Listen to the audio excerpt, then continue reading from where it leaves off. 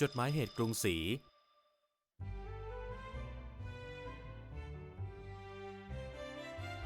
ในกาบเหชมเครื่องคาวหวานบทกลอนที่ชื่นชมรสชาติอาหารฝีมือชาววังได้ซ่อนเร้นเรื่องราวความรักเอาไว้อย่างแนบเนียนกาบเหชมเครื่องคาวหวานเป็นบทพระราชนิพนธ์ในพระบาทสมเด็จพระพุทธเลิศล่านภาลัยทรงพระราชนิพนธ์ขึ้นเพื่อชมฝีมือปรุงอาหารของสมเด็จพระศรีสุริเยนทราบรมราชินีผู้ทรงปรุงเครื่องเสวยได้อย่างเลอเลิศแต่ภายใต้การพรรณนาถึงอาหารรสชาติกลมกล่อมกลับแฝงไปด้วยความรักความรู้สึกลึกซึ้งนี้สะท้อนออกมาในบทกลอนตอนหนึ่งที่ว่าทองหยอดทอดสนิททองม้วนมิตรคิดความหลัง2 ปี 2 ปิดบังแต่ลำพัง2 ต่อ 2กาบเหชมเครื่องคาวหวานจึงเป็นบทพระราชนิพนธ์แห่งความรักที่กลั่นจากความรู้สึกละเมียดละไมและน่าประทับใจในทุกคำกลอน